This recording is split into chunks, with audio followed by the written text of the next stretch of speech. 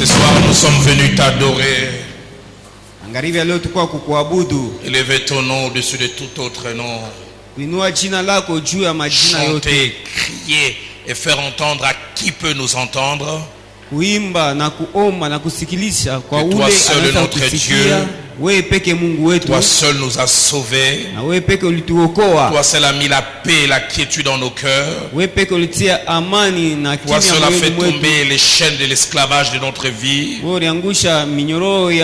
seul es le sauveur de notre vie. C'est pourquoi ce soir, c'est aussi toi et toi seul que nous voulons entendre. Certes, tu passes par des canaux humains, mais fais que l'humain se taise qu'au travers de l'humain, toi tu nous parles. Selon qu'il est écrit, quand Israël était dans la détresse, ils crièrent à toi. Et la Bible déclare que tu leur envoyas ta parole. Je prie que cette parole qui sera enseignée tout à l'heure soit ta parole, pas la mienne. Et la Bible dit que cette parole apporta la guérison. J'en ai l'assurance telle que tu me l'as dit et tu me l'as promis. Tu veux et tu vas guérir ce soir. Pour ta gloire, mais pour notre bien. Bénis tout ce temps qui va suivre. Qu'aucune autre seigneurie ne règne en ces lieux si ce n'est ta seigneurie. Qu'il en soit ainsi au nom de Jésus-Christ. Celui qui est mort sur la croix et qui au troisième jour est ressuscité et qui est assis à la droite du Père. En son nom nous prions. Amen. Amen. Bon après-midi à tout le monde. On peut se saluer les uns les autres à gauche et à droite. Comment ne pas bénir Dieu qui nous prête encore souffle de vie en ces jours. Et je voudrais, avant de partager la parole de Dieu, réitérer mes remerciements à l'homme de Dieu, le pasteur Emmanuel, ainsi qu'à son épouse, pour l'invitation et la main d'association. Et merci aussi à cette église qui petit à petit devient aussi la mienne parce que je me sens bien ici. Je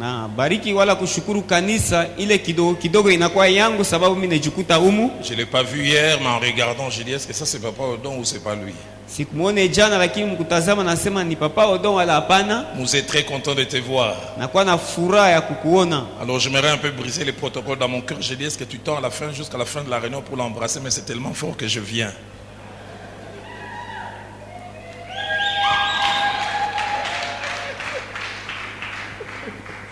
Ça va bien, merci. Qui est contre ce que je viens de faire? Qui lève sa main. Comme ça, après je l'amène pour la délivrance là-bas.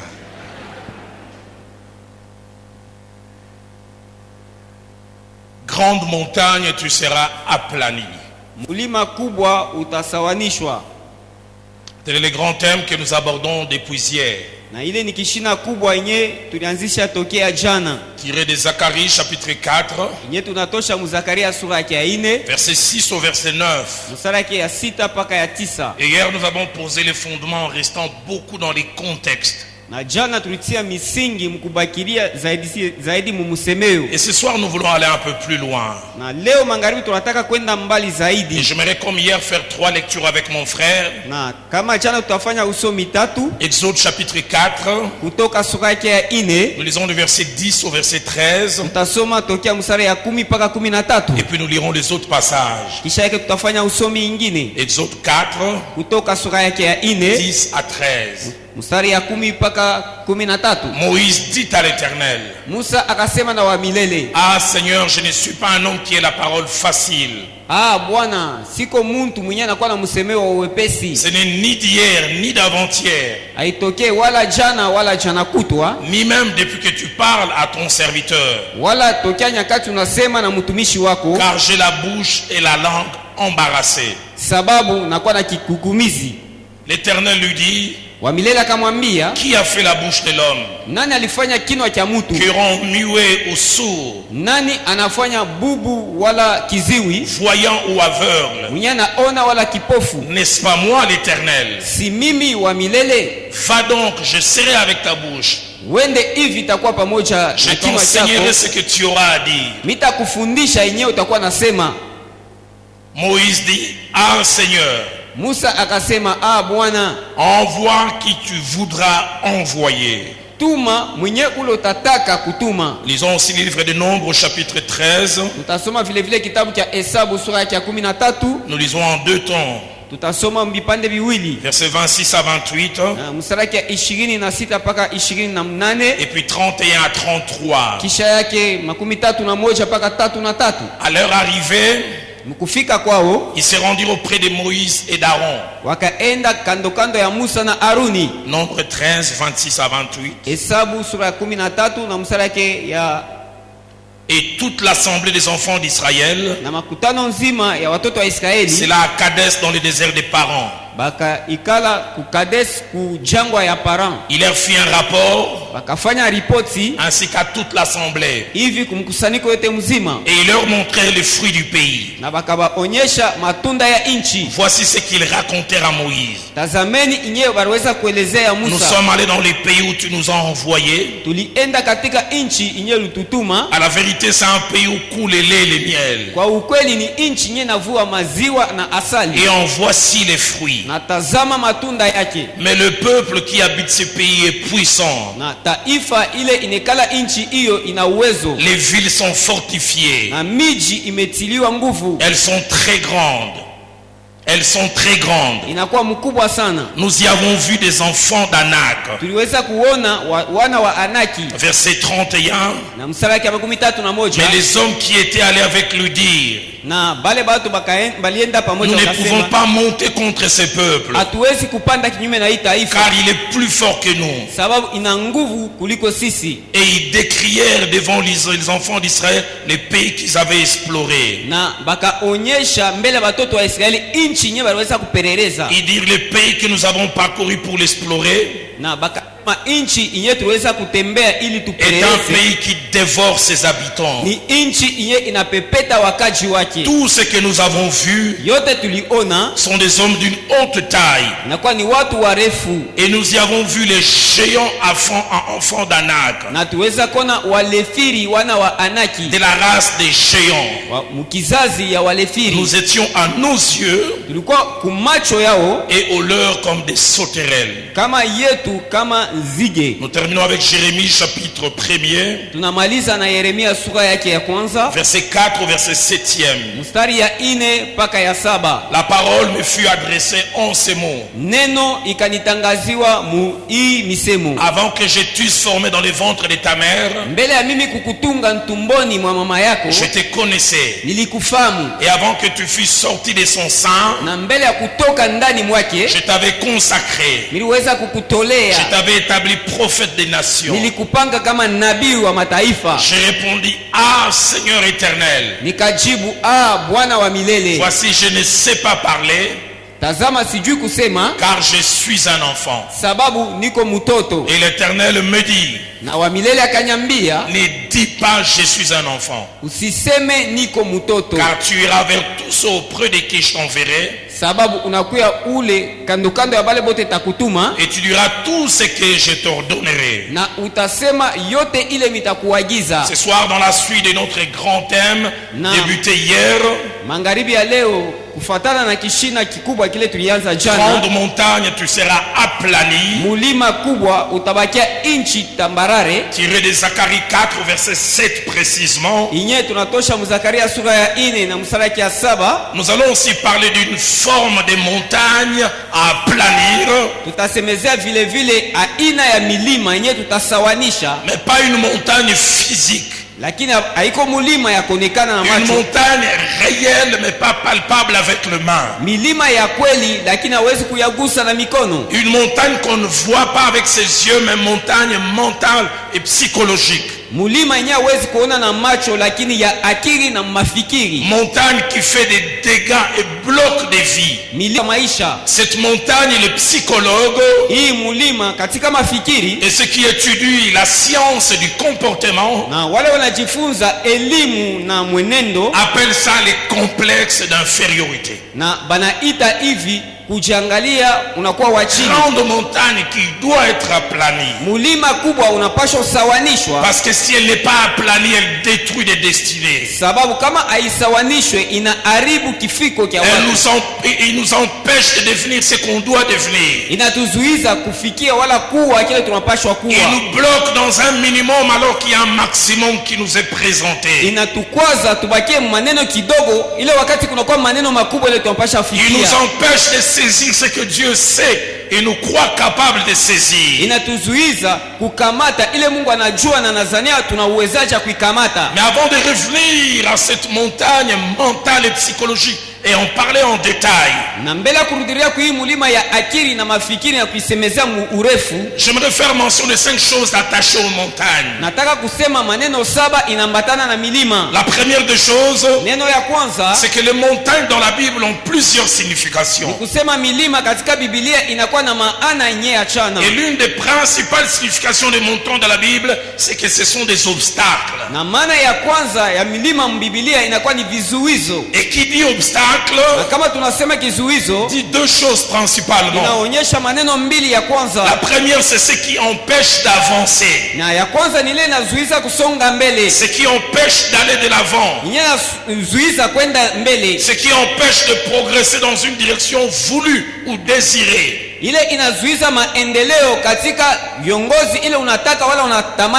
Deuxièmement, un obstacle, c'est ce qui s'oppose à nous, ce qui s'oppose à ce que nous voulons faire, en nous bloquant, en nous ralentissant et en empêchant notre action. Deuxièmement, en étudiant la parole de Dieu, les montagnes, il y en a de 2 sortes. Il y a des montagnes physiques, palpables, que l'on peut toucher. Mais il y a des montagnes mentales qui existent mais dans notre tête. Et nous en parlerons ce soir. Troisième chose attachée aux montagnes, les montagnes mentales, puisque c'est d'elles qu'il s'agit. Par rapport à leur existence, peuvent avoir 5 visages. Premièrement, elles peuvent être réelles. Deuxièmement, ça peut être des montagnes imaginaires qui n'existent pas réellement mais qui existent dans notre imagination. Nous en parlerons tout à l'heure. Quand Israël est en route vers la terre promise, il voit certes des géants, mais écoutez ce qu'ils disent. Nous étions à nos yeux, mais ici ils ajoutent et au leur comme des sauterelles. Est-ce qu'ils vous ont dit que vous êtes des sauterelles? Tout est dans l'imagination. Troisième visage, elles peuvent être créées par nous-mêmes. Nous-mêmes nous les créons. J'en parlerai tout à l'heure. On commence à croire Nazazoba. Non, je ne suis pas belle. Je suis bête. C'est pas parce que tu as échoué une fois que tu es bête. Créé par nous-mêmes. Quatrièmement, elles peuvent être créées par les autres mais qui nous l'imposent. Combien de fois nous avons fini par croire que nous sommes ce que les autres ont dit que nous sommes? Les gens nous collent une identité. Et cinquièmement, Na ya tano, elles peuvent être réelles, petites, mais nous les amplifions. Inakuwa katika ukweli kidogo lakini tunaipatia ukubwa. Nous les grossissons. Tunainenepesha. Nous y plaçons de la levure. Tunaongeza ukubwa. Quatrième chose. Neno ya ine, les montagnes mentales, milima ya akili, sont très dangereuses. Inakuwa ya hatari sana. Car elles affectent non seulement nos actions, ambukizia tu matendo yetu, mais elles affectent aussi nos ambitions. Na inambukizia vile vile mania yetu. Frères et sœurs, ndugu na dada, ce que vous pensez de vous-même est très important. Ile munafikiria wala kuzania jua nini wenyewe ina maana sana. Il y a des gens qui se bloquent à l'intérieur à cause de l'idée qu'ils ont d'eux-mêmes. Na kuna watu wanajikwaza wao wenyewe ndani ndani jua ile banaona juu yao. Proverbe chapitre 23. Methali sura ya 23. Au verset 7. Na mstari ya 7. La Bible dit un homme est comme les pensées de son âme. Biblia inasema mtu eko kama mafikiri ya nafsi yake. La Bible, sans être un livre de psychologie, contient tout. Biblia haina kitabu cha mafikiri, inakuwa na vyote. Tu es tel que tu penses que tu es. Uko kile unazania kwamba uko. Une autre version dit un homme est comme l'arrière-pensée qu'il a en lui. Na ingine msemeo inasema mtu eko kama mawazo ya nyuma ile anazania juu yake. La version Darby dit un homme est tel qu'il est dans son âme. Na Darby anasema mtu eko kile eko munafsi yake. Cinquième chose. Neno ya tano, la Bible parle beaucoup de montagnes mentales. Biblia inasemezea zaidi ya milima ya mwakili. Et l'apôtre Paul dans le Nouveau Testament, na mtume Paulo katika Agano Jipya, dans 2 Corinthiens chapitre 10, wa Korinto wa pili sura yake ya 10, verset 4 à 5, mstari yake ya 4 mpaka ya 5. J'aime beaucoup les 3 mots qui sont utilisés, mais combien il est bon de connaître leurs racines en grec. Mimi napenda sana hii matamko tatu banatumia na inakuwa kiema sana kujua msingi yake mkigiriki. Il appelle ces montagnes mentales de 3 noms. Na banaita milima ya akili mu majina tatu. Premièrement, raisonnement. Ya kwanza ni mafikiri. Les réflexions que nous faisons nous-mêmes. Kufikiri tunako juu ya sisi wenyewe. Et deuxièmement, hauteur. Ya pili urefu. De choses élevées. Vitu vinapokuwa juu. Et troisièmement, on utilise le terme forteresse pour dire prison. Na ya tatu wanasemezea misingi wala magereza. Mais j'aime déjà à la fin et nous en parlerons tout à l'heure. Na mimi napenda zaidi kumwisho tutasemezea mkuendelea. Comment il faut traiter ces montagnes mentales. Je, inafadhali kutenda mbele ya milima ya akili. Premièrement, il faut les renverser. Ya kwanza inafadhali kuyabomola. Il faut les aplanir. Inafadhali kuyasawanisha. Il faut pas les laisser debout. Haifadhali kuacha kusimama. Et ce soir, Dieu m'a donné comme mission par la vertu du Saint-Esprit d'aplanir les montagnes mentales. Na magharibi ya leo Mungu alimpatia uwezo, alimpatia kazi kupitia Roho Mtakatifu ya kusawanisha milima. Et deuxième chose que l'apôtre Paul dit. Neno ya pili mtume Paulo anasema, il dit les amener à être captifs à la pensée de Christ. Ni kusema kuipeleka kuya bafungwa kwa mafikiri ya Kristo. À se soumettre à ce que Christ pense et dit. Yanze kutii kuile Kristo anafikiri na anasema. Je le dirai à la fin, mais je sens dans mon cœur de le crier déjà à ce niveau. Mitaisema kumwisho lakini nasikia moyoni kusema hivi. Tu n'es pas celui que tu penses que tu es. Hauko kile unazania kusema. Tu n'es pas celle que les autres disent que tu es. Hauko kile wengine wanasema. Tu es celui ou celle que le Créateur dit que tu es. Uko ule wa milele unasema unakuwa. Il faut pas te laisser définir par les hommes et par les circonstances. Hapana kujachilia kujiongoza kupitia watu na maajira. Tu peux avoir échoué un moment, mais tu n'es pas un échec. Unaweza kushindwa wakati mmoja hivi lakini wewe hayuko kushindwa. Ne fais pas d'une situation momentanée une identité. Na usifanye na mambo ya muda kuya utambulizi. Et ce soir je mets devant nous 9 vérités. Na magharibi leo mimi natia mbele yetu concernant cette montagne dangereuse. Makweli 9 kulinganisha na hii mlima ya hatari appelé complexe d'infériorité. Na hii banaita kujiona wa bure. La première, ya kwanza, c'est que le complexe d'infériorité kujiona bure est une perception négative. Inakuwa kuona kwa kubaya que nous avons de nous-mêmes. Ile tunakuwa na sisi wenyewe. Qui nous pousse à nous croire inférieurs.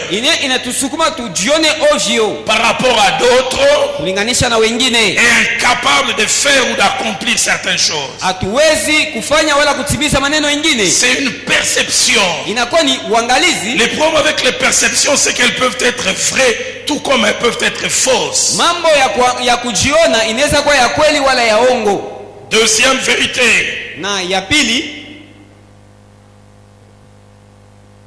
des complexes d'infériorité kujiona wa chini peut avoir des dimensions ou des tailles. Inaweza kuwa na urefu wala hatua. Il peut être grand. Inaweza kuwa mkubwa. Il peut être moyennement grand. Inaweza kuwa mkubwa kidogo. Mais il peut être petit chez certains. Na kwa wengine inaweza kuwa kidogo zaidi. Certains ont de petits complexes. Wengine wanajiona wa chini kidogo. Certains ont des grands complexes. Wengine wanajiona wa chini sana. D'autres ont des complexes géants. Wengine wanajiona wa chini sana. Qui les écrasent. Na banapondwa. Troisième vérité. Kweli ya tatu, les complexes d'infériorité kujiona wa chini est lié à la définition que nous avons inambatana na maana tunayo et faisons de nous-mêmes. Na tunaifanya sisi wenyewe. Et cette définition a souvent 4 sources. Na hii maana inakuwa zaidi na machemchemu ine. La première c'est d'abord nous-mêmes. Ya kwanza ni sisi wenyewe. Ce ne sont pas les autres, nous-mêmes. Haiko wengine lakini sisi wenyewe. La deuxième source, ya pili chemchemu, c'est nous-mêmes, ni sisi wenyewe, mais amplifié lakini tunaiongeza et renforcé par ce que les autres disent. Na tunaitumia na nguvu zaidi kupitia ile wengine wanasema. Nous y pensons déjà, tunakuwa naifikiria pale, mais les autres viennent amplifier cela. Na wengine wanakuwa kuongeza nguvu pale. De troisièmement, c'est que les autres disent de nous et que nous finissons par accepter. Et quatrièmement, c'est nous-mêmes par rapport à la comparaison que nous faisons par rapport aux autres. Ou par rapport à ce que nous croyons que les autres disent de nous. Les 3 premiers textes que nous avons lus nous parlent de 3 personnes qui ont failli chacune passer à côté de son destin.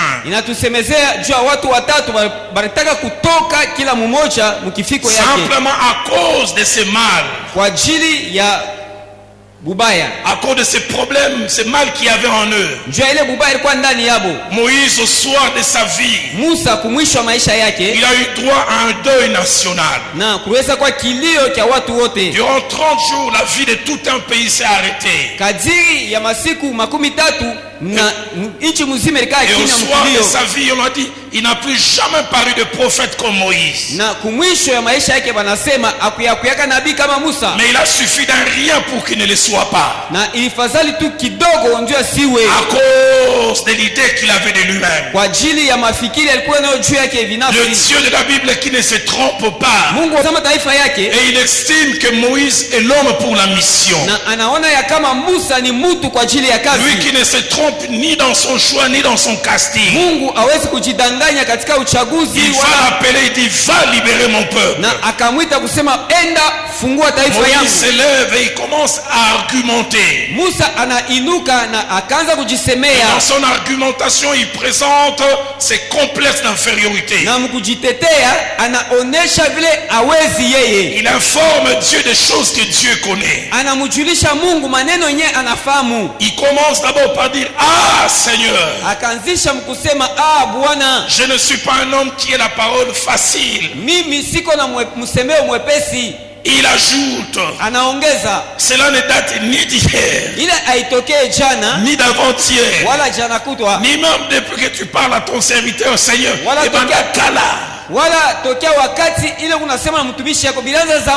Ça c'est moi, j'ai une imagination fertile. Même quand il répondait à Dieu, il bégayait, il dit cela ne date pas d'hier.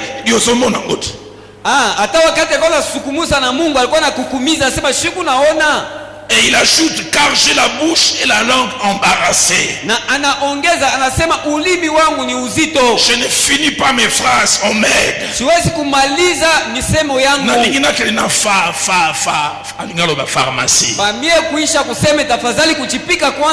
Seigneur, tu t'es trompé. Il y a des personnes éloquentes. Dieu dit c'est toi mon choix. Je me redis à quelqu'un, si Dieu croit en toi, tu dois croire en toi-même. Kama Mungu anakuaminia unapaswa kuamini ndani mwako binafsi. Dieu prend Israël. Mungu anachukua Israeli. Il veut le faire entrer dans le pays où coule le lait et le miel. Anataka kumwingiza muichi mnavuya asali na maziwa. Un pays où sa condition va changer. Na hivi maisha yake tabadilika. À peine ils ont vu des géants. Na wakati wanaona wale firi, ils ne veulent plus avancer. Hawawezi tena kusonga mbele. Nombre chapitre 14. Hesabu sura yake 14. Verset 1 à 4. Na mstari ya kwanza mpaka ya 4. Nous dit qu'ils ont commencé à pleurer chacun dans sa case. Nasema wakaanza kulia kila mmoja muema yake. Toute l'assemblée éleva la voix. Na ukusanyiko yote ikapata sauti. Et poussa des cris. Na ikapiga kelele. Et le peuple pleura pendant toute la nuit. Na taifa ikalia kadiri ya usiku mzima. 10 personnes amènent un rapport. Bantu 10 wanaleta ripoti. Ça influence tout le monde. Na inambukisia watu wote. Dans chaque case on pleure. Kila nyumba mnakuwa kilio. À cause de quoi? Juu ya les géants. Na wale fili. Est-ce que tu les as vus? Uliwaona? Non, hapana. Beko mule ndani. Quelqu'un rêve comme si c'est un homme qui est comme les buildings Sosacom qui marche. Parce qu'on lui a parlé des géants. Muntu anaona mambo sa mtu munene mrefu anatembea. Il commence à dire à Moïse, ne valait-il pas mieux de nous laisser en Égypte? Bakaanza kumwambia Musa, haikufadhali kubakia mzuri mu Misri. Ce qui me frappe, na inanishangaza, c'est le verset 4, placement du verset 4. Écoutez ce qu'ils disent. Sikilizeni yeye wanasema. Ils se dirent l'un à l'autre, nommons un chef et retournons en Égypte. Bakambiana mwingine kisha mwingine anasema tupange mkubwa na turudi ku Misri. Ils sont prêts à retourner à l'esclavage. Wako tayari kurudi mtumwa. Là où on les battait de fouet. À cause simplement de ce qu'on leur a dit. Seigneur, aide-moi à ne pas passer à côté de ce que tu veux pour moi. Mais ça peut être aussi dû troisièmement à ce que les autres disent de nous et que nous acceptons. Et puis quatrièmement, par rapport à nous-mêmes. Et nous l'avons lu tout à l'heure. Nombre 13 et 33. Nous étions à nos propres yeux et aux leurs comme des sauterelles. La version Tob dit ceci: nous nous voyons comme des sauterelles. C'est bien ainsi que eux-mêmes nous voient aussi. Est-ce qu'ils vous ont dit ça? La version français courant dit: nous nous sentions comme des fourmis. Et c'est bien l'impression qu'ils devaient avoir eux-mêmes de nous. Fausse certitude, mais que l'on croit. Quatrième chose, comme vérité, les complexes d'infériorité a plusieurs effets ou conséquences. Premièrement, il nous amène à avoir une faible opinion de nous-mêmes. Deuxièmement, il nous amène à ne pas croire, à ne pas nous croire capables de faire ou d'accomplir des choses. Troisièmement, il bloque nos actions ainsi que nos initiatives. Quatrièmement, il influence nos ambitions. Il les rend minimal là où il devait être maximal. Et puis enfin, cinquièmement, il peut nous faire rater des choses. Exode chapitre 4, verset 13. Je crois en Moïse. Mais Moïse est plein de complexes. De telle sorte qu'il refuse le choix de Dieu. Il dit à Dieu: ah Seigneur, envoie qui tu voudras envoyer. La version française courant dit: je t'en supplie, envoie quelqu'un d'autre. Pourquoi tu t'accroches à moi? Je ne suis pas l'homme de la situation. Je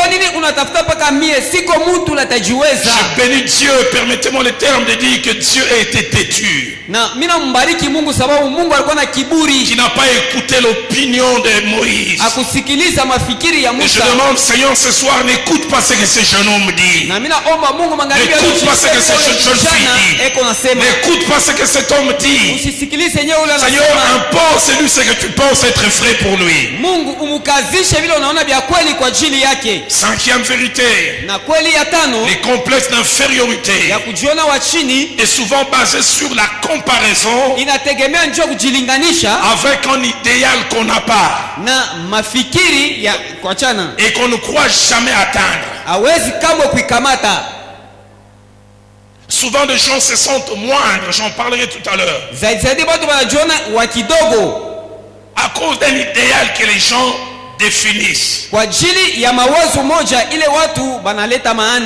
Non, pour être belle, il faut porter la taille 38. Il ne faut pas avoir soutien-gorge D, la taille D.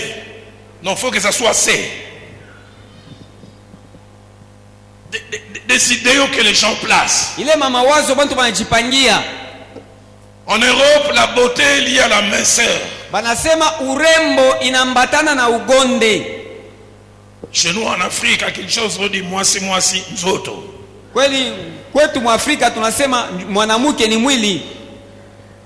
Alors finalement, la vraie beauté elle est où? Ma mère me fait rire. Elle est née au fin fond du Sankuru. Quand je suis né, elle avait des incisions là et là. Et quand j'ai eu 9 à 10 ans, elle a voulu se faire opérer pour enlever ça. Elle dit non, au village c'est le symbole de la beauté. Na wakati nilikuwa na miaka 9 alitaka bamukate juu baiunge mzuri, nasema kule kukijiji ulikuwa ni urembo ile mambo. Arriva à Kinshasa, ça sortait villageoise. Sababu kufika kukishasa inatokela mtu wa kijiji. Elle a dû se faire opérer pour enlever ça. Alipasha kutosha njuu. Il ne faut jamais vous laisser définir par les idéaux des hommes. Haifadhali kamwe kujachilia kuonekana kupitia mafikiri ya watu. Parce qu'il croit à un idéal. Sababu bana amini mafikiri moja. Moïse refuse. Musa nakatala. Pour lui l'idéal ne peut être utilisé que celui qui parle bien. Na kwa ajili yake mambo mzuri bataitumia paka kwa ule anasema mzuri. Jérémie croit la même chose. Na Yeremia naamini paka neno moja. Je lui dis avant que tu fusses sorti du ventre de ta mère, je t'avais choisi. Mungu amwambia mbele yao kutoka mtumba mama yako nilikuchagua. Je t'avais consacré. Je t'avais établi. Mais il argumente. Jérémie 1 verset 6. Je ne sais pas parler. Une autre version dit je ne suis pas éloquent. Car je suis un enfant. Non, c'est un travail des hommes même adultes. Sixième vérité. Si les complexes d'infériorité a plusieurs sources. Il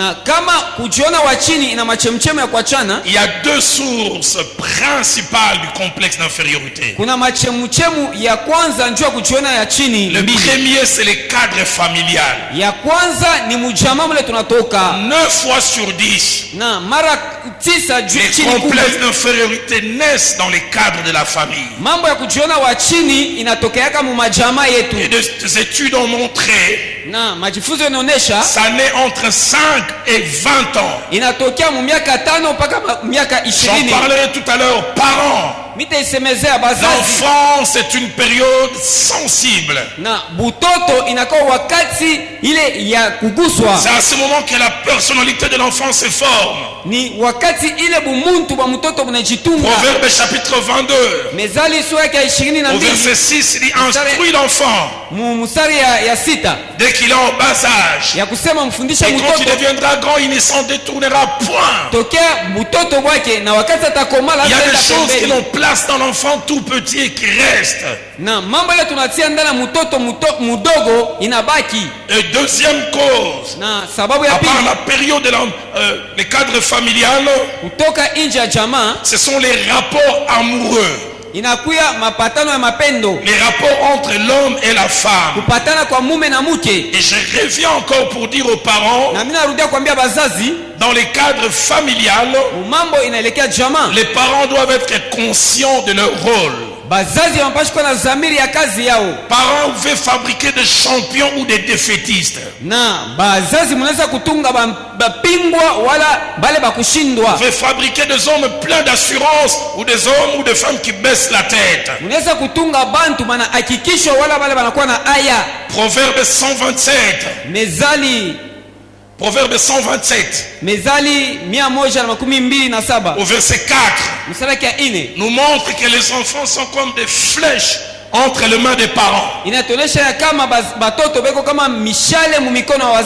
l'archer qui peut lancer les flèches le plus loin possible.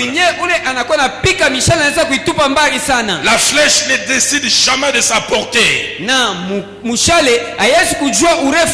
C'est la force de celui qui tient l'arc et la flèche.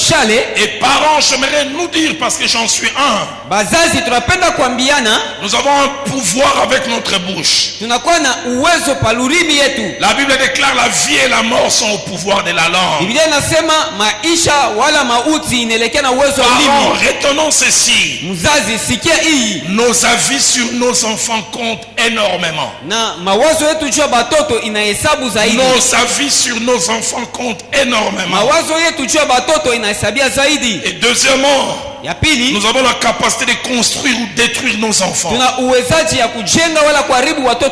Et par un moyen efficace, les paroles. Qu'est-ce que nous disons à nos enfants, à eux-mêmes et en public? Romains 10, au verset 17, c'est vrai, ça part de l'évangile. Mais on peut s'en servir. J'avais dit, la foi vient de ce que l'on entend. On croit par rapport à ce que l'on entend. Parents, qu'est-ce que vos enfants entendent? Je ne sais pas ce qu'il en est. Ici dans les Haut-Katanga, à Kinshasa, les parents, surtout les mamans quinoises, c'est comme si elles ont des doctorats en injure. C'est comme si elles entrent dans une université d'injure où elles réussissent avec mention distinction. J'ai entendu une maman injurier son enfant en lingala. Talamine le kolambanzi ya kamundele.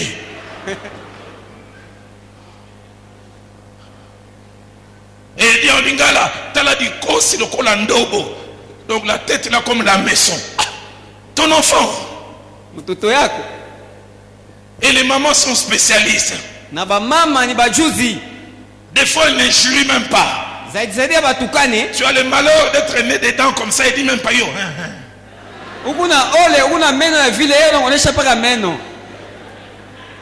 J'ai eu à pardonner à ma mère après ma conversion. Toute mon enfance, ma mère savait quand il fallait m'arrêter. Elle attaquait mes yeux. J'ai entendu des injures en lingala misuma vondro. Et des fois il disait rien. Quand je sais maman la Gilda. Combien de fois ne suis-je pas allé me regarder devant le miroir? Je dis, ils ont mis nene vraiment.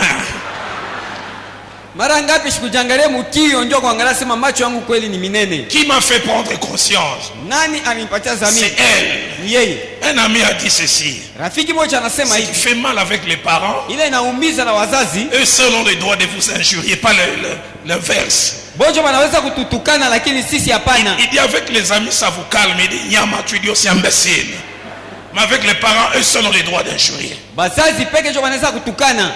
J'ai entendu une maman dire à son enfant, t'as la mine, le lampouk. Mama moja anambia mtoto wake sasa angara meno sampanya. Mais nazu yango wapi yo mtoto tangaiti. Mimi naitosha wapi wewe shunyori nizala?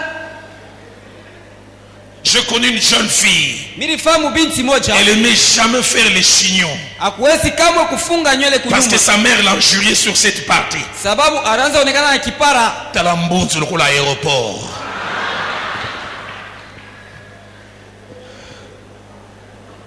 Une maman.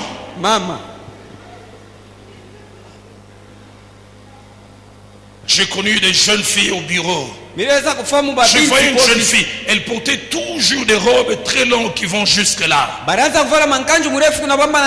Je lui dis pourquoi. Il dit ma mère m'injurie toujours, les mamans. Il dit, les autres ont des jambes, toi tu as des jambettes. Diminutif des jambes.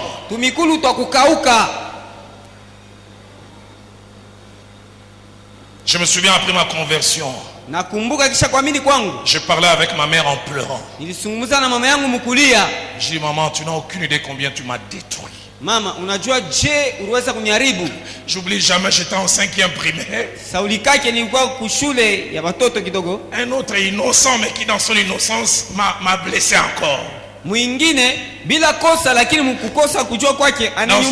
une classe de 28 enfants. Il est allé écrire au tableau à droite, je vais mettre les 5 les plus vilains de la classe. Les 5 les plus vilains de la classe. Et moi j'étais l'avant-dernier. Et quand il a dit ça, je ne pouvais qu'avoir foi parce que ma mère me rappelait souvent vilain. Ma mère me disait pas que tu es noir, elle disait noiro. Noir à l'excès.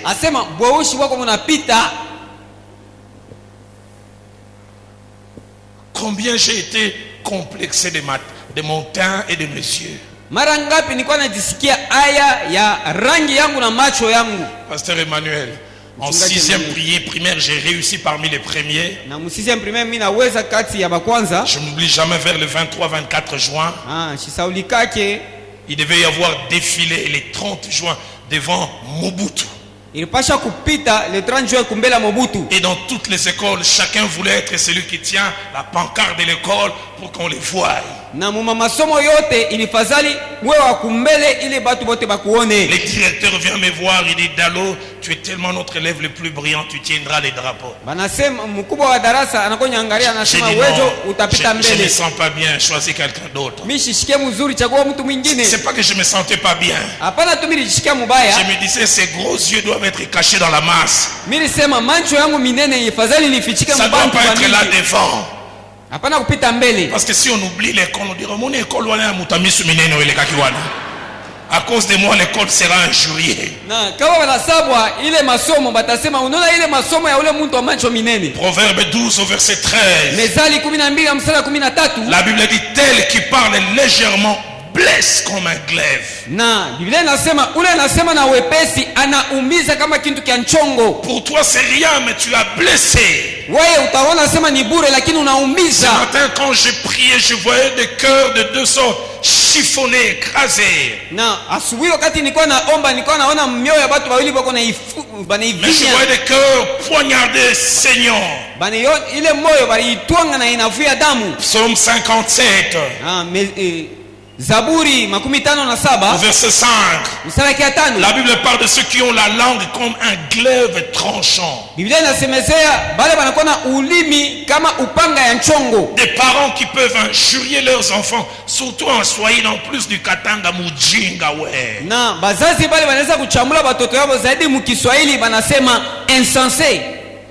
Qu'un voisin t'injurie comme ça passe. Pas celle qui t'a porté dans son sein. J'ai regret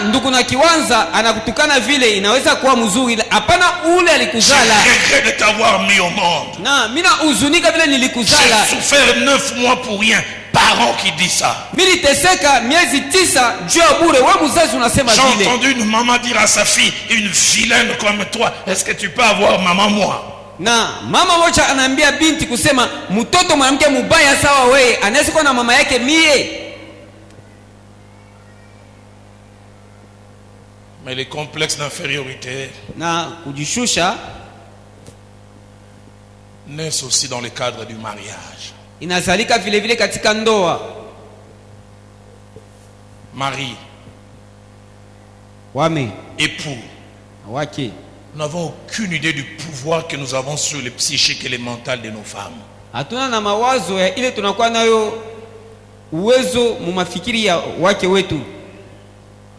Une femme dépend beaucoup de l'opinion de son mari. mke anaelekea zaidi na kumuona vile mume wake anamuona. Je suis marié depuis 27 ans. Nisha kuoa tokea miaka 27. 100 fois quand mon épouse vient me poser la question sur sa coiffure, mara 100 mke wangu akiniuliza hivi vile walimtengeneza nywele, jamais elle pose la question positivement. Kamwe aulizake mzuri, pour montrer combien elles ont besoin d'être rassurées. Roland n'a qu'à ce que ça bien été, hein? Elle veut toujours être rassurée. Quand je dis ça bien, ils ont soloté. Quand ils disent ça soloté, ça veut dire dis-le encore. Parce que c'est important pour elle. Inakuwa na maana kwake. Je ne vais pas citer des tribus ici. Siwezi kutaja makabila hapa. J'entends une maman qui est assise et dit pasteur, ça c'est mon mari. Je savais que c'est ton mari aussi. Na, mimi nasikia mama anasema huyu ni mume wangu, asema mimi nilijua kwamba ni mume wako. Qui ne dit rien. Asemake kintu. Et tu tombes, elle tombe sur quelqu'un qui parle. Na anangukia pa mtu anajua kusema. Quand elle se coiffe, tu ne dis rien. Wakati banamtengeneza nywele au mwambie. Elle arrive au bureau des Vodacom, ses voisins les gardent maman. Yo botamato kitanase. Na kama napita kumbele ya bantu wanasema mama, wewe ulizali kaka wala ushuka kumbingu. Et elle entend ça régulièrement. Akishikie kila wakati. Mama, osana nzoto ash na yote mama. Mama, faut la miss likasi. Huku na mwili aina ya kimo yako inafadhali ukwe misi wa mlikasi. Qu'est-ce qui se passe? Ni nini nafika? C'est pourquoi j'aime l'homme des Proverbes 31. Ni maana mimi napenda huyu mtu wa Mezali 31. Il connaissait la valeur de la parole d'un homme vis-à-vis de sa femme. Mwenye alijua misemo ya mume kumbele ya mke wake. Proverbe 31. Mezali 31. 28 la partie B. Kipande cha pili jusqu'à 29. Paka 29. La bénisse, son mari s'élève et lui donne des louanges. Na mume wake anainuka kama pazia ya sifa. Et la Bible ne s'arrête pas là. Biblia haibakilie pale. Verset 28 la partie B. Na mstari ya 28 kipande cha pili. Huyu mtu anaongeza, plusieurs filles ont une conduite vertueuse. Na aba ba binti ba mingi bana uongozi ya mzuri. Mais toi tu les surpasses toutes. Na wewe unawapita wote. 9 fois sur 10. Na 9 chini 10. L'extérieur ne fait qu'amplifier ce que la maison a eu à faire. Bantu ba inje beko naongeza pa bile nyumba ilifanya. 7e, et je vais petit à petit vers ma conclusion ce soir. Ya 7 tunaenda haraka juu kukifungo chetu. C'est que le complexe d'infériorité est différent de l'humilité. Na kujiona wa chini inaachana na unyenyekevu. Le complexe d'infériorité est négatif. Kujiona wa chini ni mbubaya. Mais l'humilité est positive. Na unyenyekevu ni mambo mzuri. L'humilité c'est le fait de ne pas avoir une trop haute opinion ou une trop basse opinion de soi-même. Na unyenyekevu ni mtu asipo kujiona wa yulu sana wala chini ni sana. Ni exagérer ni amoindrir. Kujiona wa yulu wala wa chini. Mais par contre les complexes d'infériorité c'est amoindrir, ne pas reconnaître même ce qu'il y a. Na hii kujiona wa ovyo ni kushuka chini, kukosa kutambua hata ile unakuwa. 8e et avant-dernière chose et puis nous allons passer un moment dans la prière. Ya munane na mbele ya mwisho kisha tutapita wakati ya maombi. Le complexe d'infériorité peut toucher plusieurs aspects de notre vie. Na kujiona wa chini inaweza kugusa aina ya kuachana na maisha yetu. Le physique. Ya kwanza mwili. On ne se trouve pas beau, on ne se trouve pas belle. Ya kujiona hauko mrembo. Deuxièmement, ya pili, les degrés d'intelligence. Akili, hatua ya akili. On ne se croit pas intelligent. Unajiona hauko na akili. Troisièmement, ya tatu, la valeur que l'on accorde ou qu'on s'accorde ou qu'on croit avoir. Ile bei unajipatia wala unazania kuwa nayo. Et là je me redire aux enfants, na pale mimi naambia watoto, votre valeur ne dépend pas du niveau social de vos parents. Ile bei yako aielekee na hatua ya maisha bazazi yako. Tu ne dois pas baisser la tête parce que papa est sentinelle. Hawezi kuwa na aya sababu baba yako anakuwa mulinzi. Tu ne dois pas baisser la tête parce que papa est huissier. Hawezi kuwa na uso chini sababu baba yako anasimama kwa mlango. Si c'est lui qui est huissier, toi tu ne l'es pas. Kama anachungaga kwa mlango ni yeye, lakini ta valeur ne dépend pas du quartier où tu habites. Bei yako aielekee na mtaa unakuwa naishi. Tu peux naître comme Jésus dans l'un des endroits les plus pauvres mais finir dans la gloire.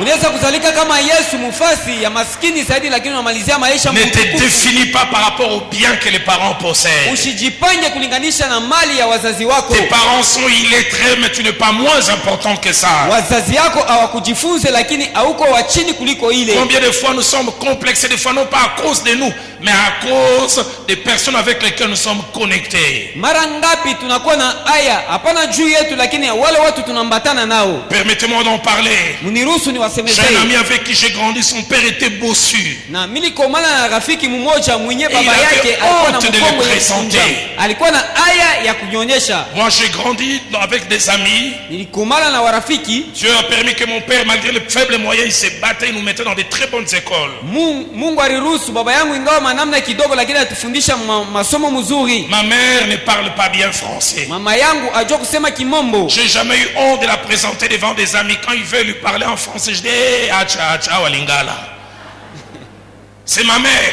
Ni mama yangu. Je l'accepte telle qu'elle est. Ninamkubalia vile yeko.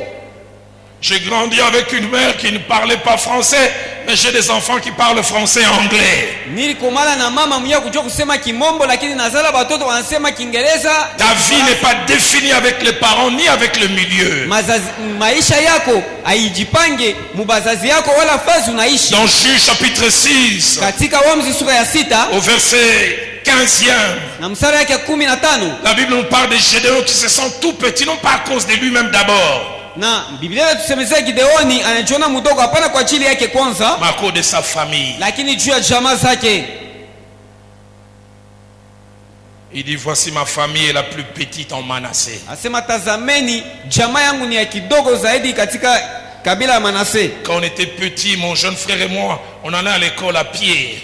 Wakati kwa batoto mie na mkubwa yangu tunaanza kwenda kwa masomo lwa mikulu. Si on est à l'école 100 fois, 99 fois on est allé à pied. Tuweza kwenda mara mingi lwa mikulu. À l'époque à Kinshasa, il y avait 10 lignes de bus Sotraz. Na ile wakati ku Kinshasa kuweza kwa magari banaita Sotraz. De la ligne 1 à la ligne 10e.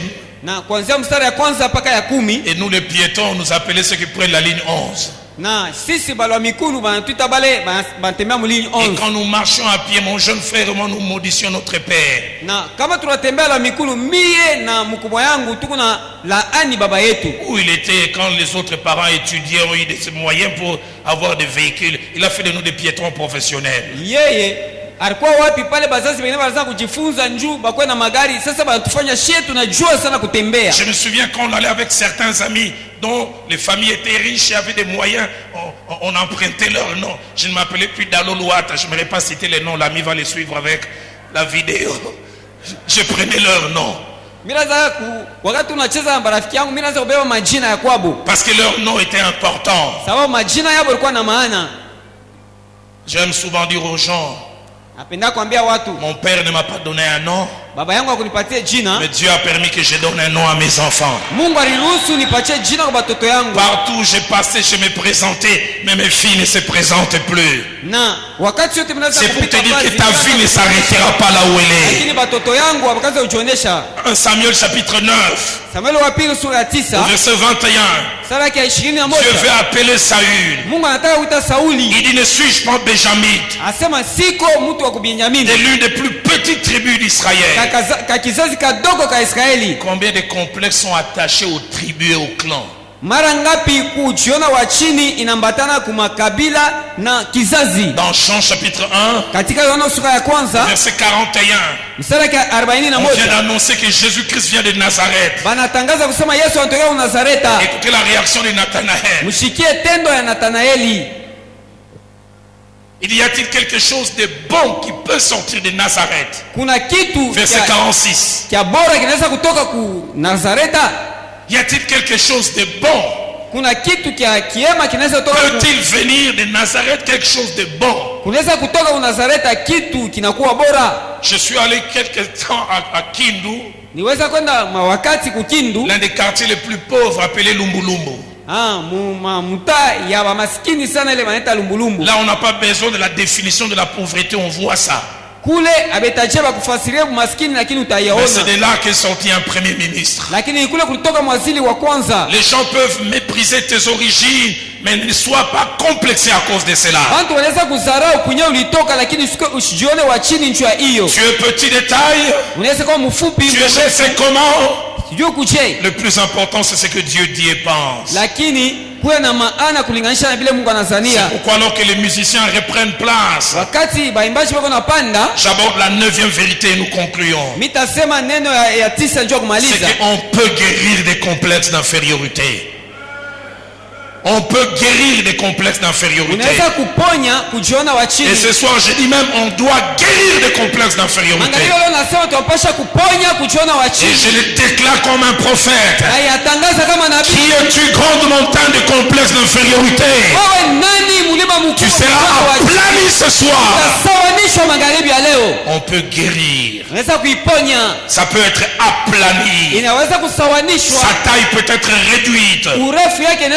Elle peut disparaître. Mais pour que cette montagne soit aplanie, il y a quelques préalables. Et la première chose comme préalable, si tu veux être guéri des complexes d'infériorité, être conscient de son existence et de sa présence en nous. Ne pas les nier, reconnaître. Et tout à l'heure je lancerai un appel, parce que Dieu m'a montré une soirée de guérison. Deuxième chose comme préalable, reconnaître la taille de cette montagne dans notre vie. Elle est très grande, elle est moyennement grande, ou elle est petite mais elle est présente. Troisièmement, prendre conscience qu'on ne peut guérir par soi-même. Les divans d'un psychologue ne peut nous guérir des complexes d'infériorité. La meilleure psychologie se trouve dans la parole de Dieu. Et le Saint-Esprit est le meilleur guérisseur, qui peut nous changer complètement, en remontant même dans notre passé et en déracinant les choses. Quatrièmement, s'en remettre à Christ. S'en remettre à Christ, qui seul est capable de nous guérir. Et lui seul est capable de nous guérir. Je me souviens combien ma vie a changé, basculé. Dès l'instant que j'ai accepté Christ comme Seigneur et Sauveur. La Bible dit, si quelqu'un est en Christ, il est une nouvelle créature. Les choses anciennes sont passées, et voici toutes choses sont devenues nouvelles. J'ai accepté Christ comme Seigneur et Sauveur. Je vis comment Dieu a commencé par un processus à me guérir. Mais le point culminant dans ma guérison, ça a été première, j'ai rencontré celle qui est devenue aujourd'hui mon épouse. Dieu s'est servi d'elle pour me faire guérir. Emmanuel, je ne sais pas ce qu'il en est de toi. Moi, en grandissant, c'était des injures, des choses qui rabaissaient. Quand j'ai rencontré Viviane, j'ai commencé à avoir des compliments. Un jour, il me dit, Ronan, tu es beau. Je pensais qu'il y avait quelqu'un d'autre derrière. Je me souviens, ce jour, elle me touchait. Elle me dit, tu as un beau teint. J'avais l'impression que j'entrais en transe. Et puis il m'a regardé et dit, ce qui fait ton charme, ce sont tes yeux. J'ai dit, les mains vont drôle là.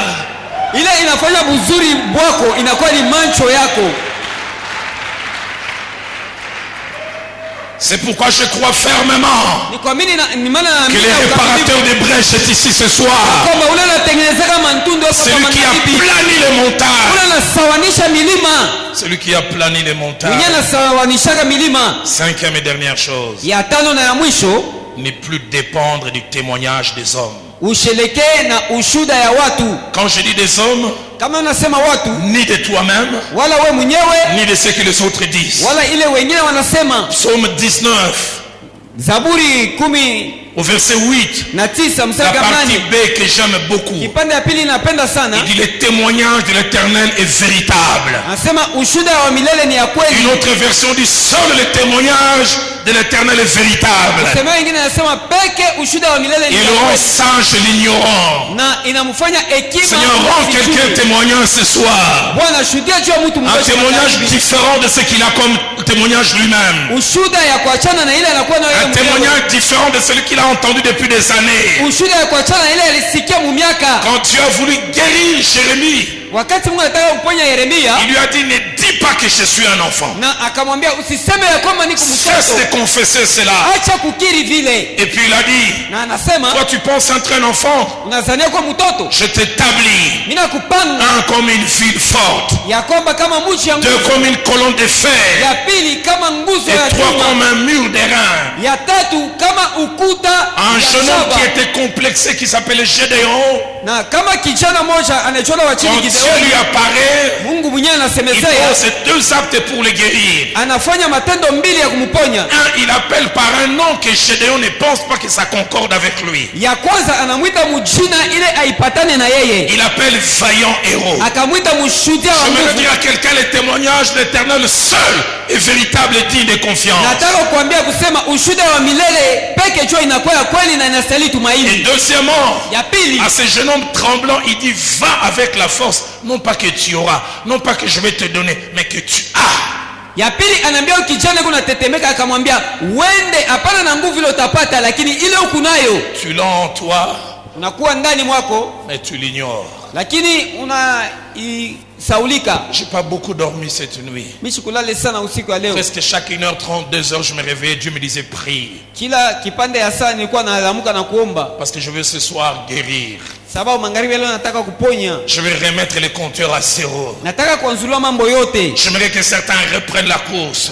Nataka wengine waanze mbio tena. Et cette vision d'hier m'est revenue cette nuit 2 fois. Na hii onyo ya jana irudia usiku mara mbili. Où je voyais à cet endroit des véhicules ayant panne sèche qui n'ont plus de carburant, on les poussait pour entrer ici. Kule niliona pa ali hapa magari aina na mafuta walikuwa naisukuma njoo ingie hapa. Et le pasteur Emmanuel comme moi, on faisait les pompistes et on faisait le plein et les véhicules sortaient en roulant en trombe. Na mchungaji alikuwa anaweka mafuta iko na jaza magari na ile magari. Et Dieu m'a dit cette semaine est une semaine de remplissage.